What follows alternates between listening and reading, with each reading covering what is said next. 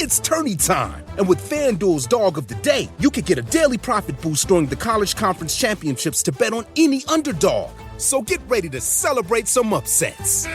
No one saw that coming, except for me, baby. 21 plus in present in select states. Opt-in required. Minimum plus 100 odds required. Bonus issued is non-withdrawable profit boost tokens. Restrictions apply, including token expiration and max wager amount. See terms at sportsbook.fanduel.com. Gambling problem? Call 1-800-GAMBLER.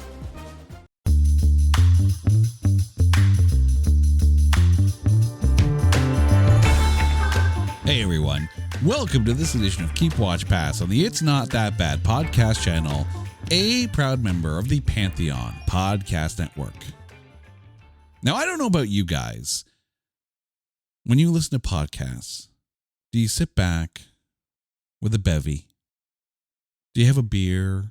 Do you have something a little stronger sitting in a glass or a can or a bottle? Are you kicking back in your chair and just relaxing? I hope you're not driving while you're doing this. Don't do that. But you might feel the need to crack a cold one open, because we're talking about movies set primarily in a bar. And here to join me, our lovely hostess, my lovely wife, Carrie. Carrie, how are you doing?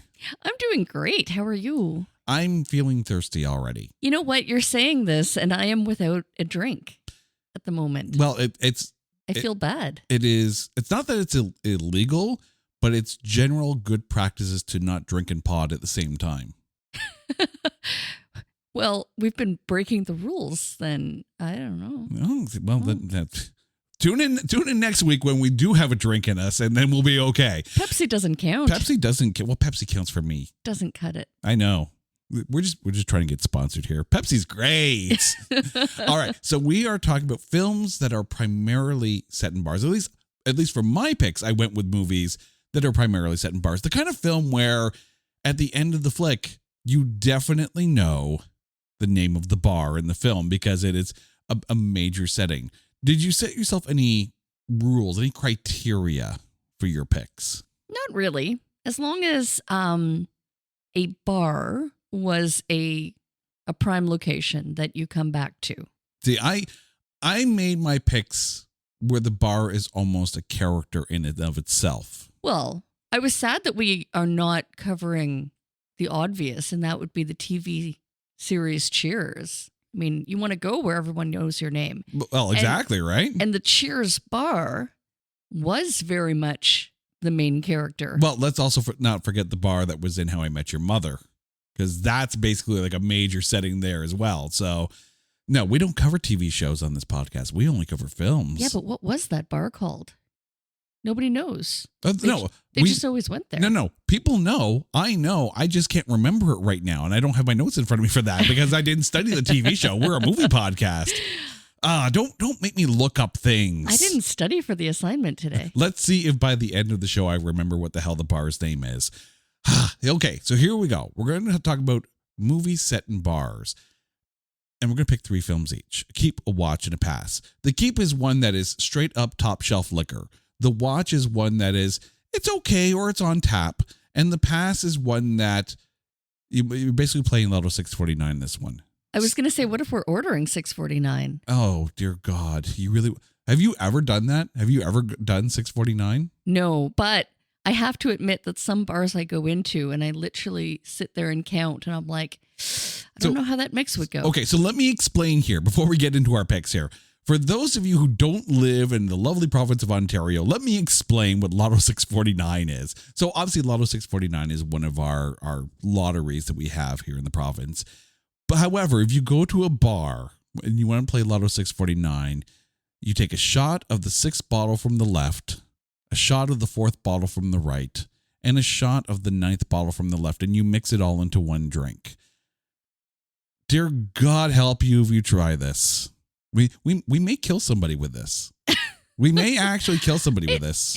Or it could be, the next big thing. We might be Canada's most dangerous podcast. Well, think about it. If you get something like a Malibu rum mixed with,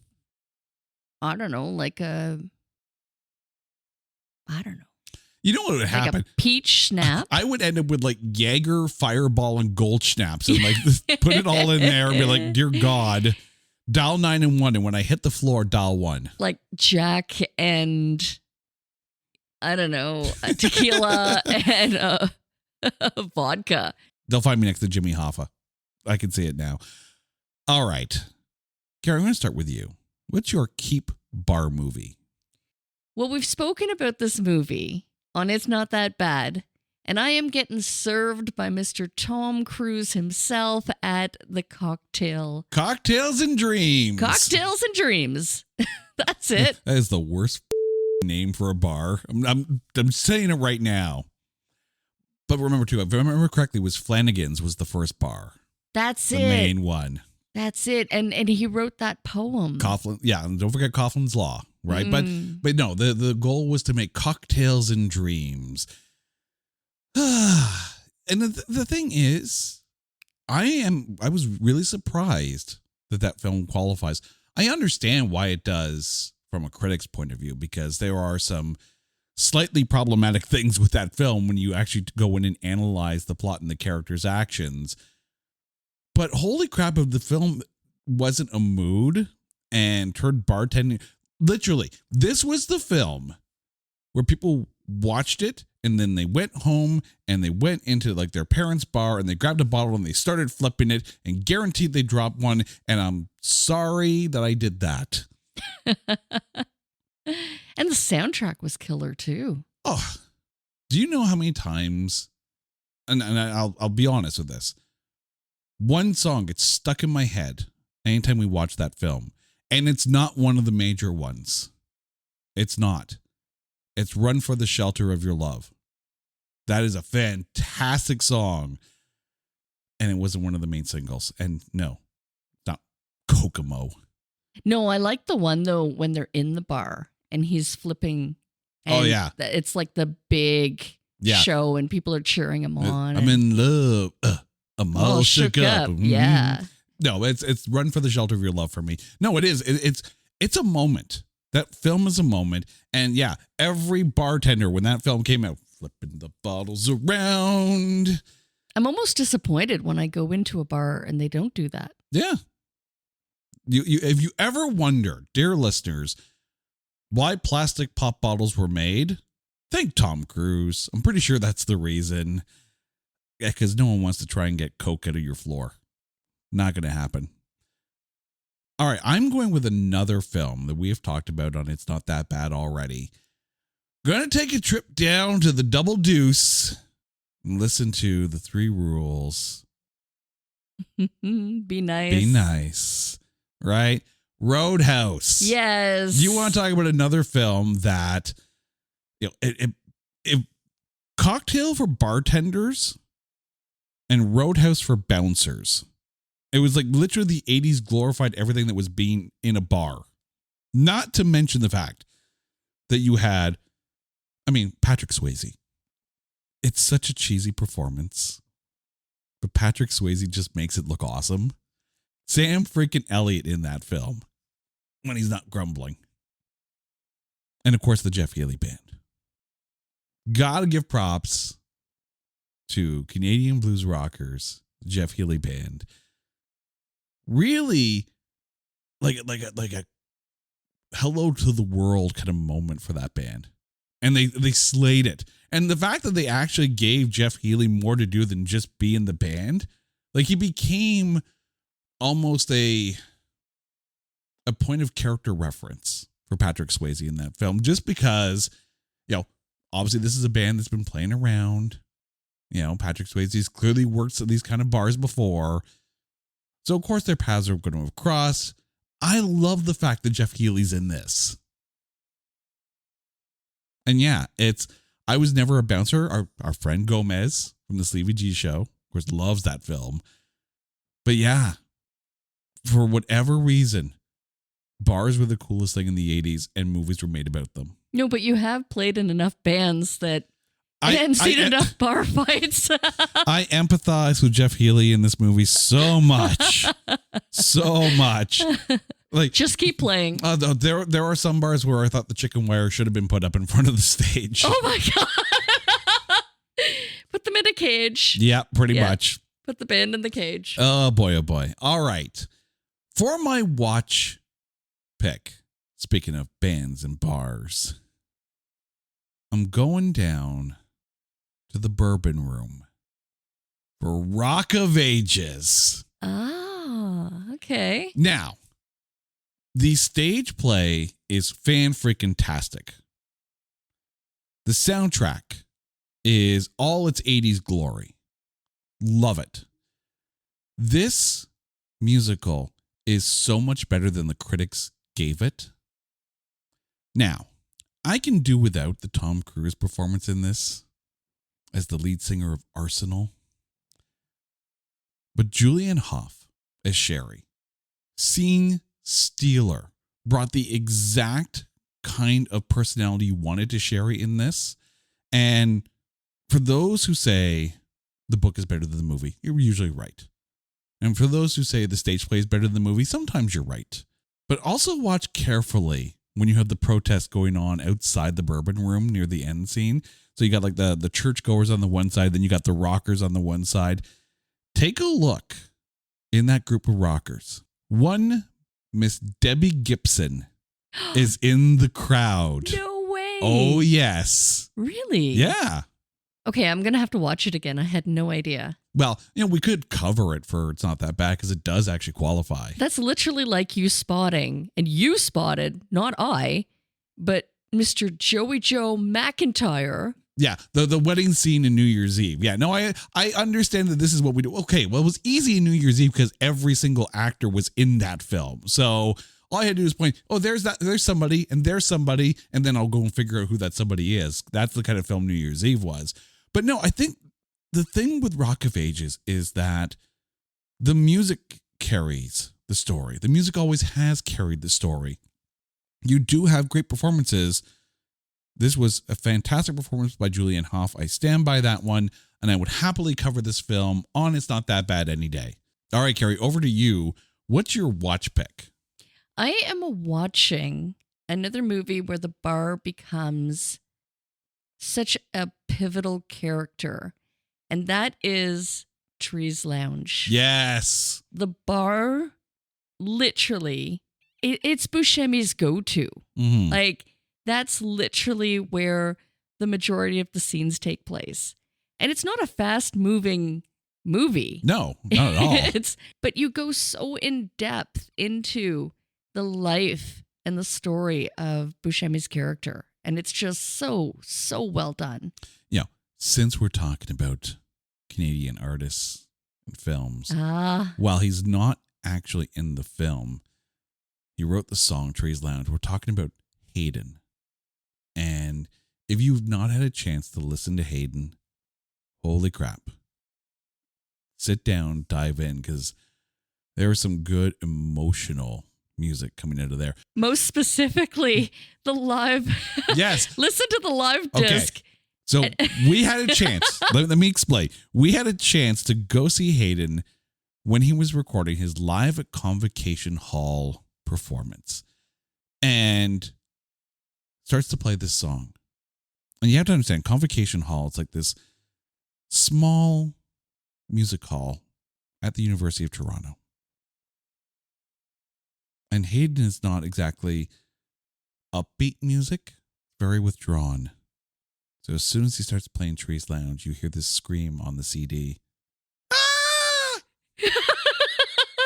It's me. It's Carrie. It's me. I was so excited. The minute he started playing Trees Lounge, I'm like literally 2 beats in, and I'm like, yeah, it's me. Now, keep in mind, too, with Trees Lounge, this is written and directed by Steve Buscemi. Mm-hmm. And according to Wikipedia, this film was cited as an influence for an episode of The Sopranos, who had hired Buscemi to direct the episode Pine Barrens and a couple of other episodes. So that just goes to show you the impact of this film.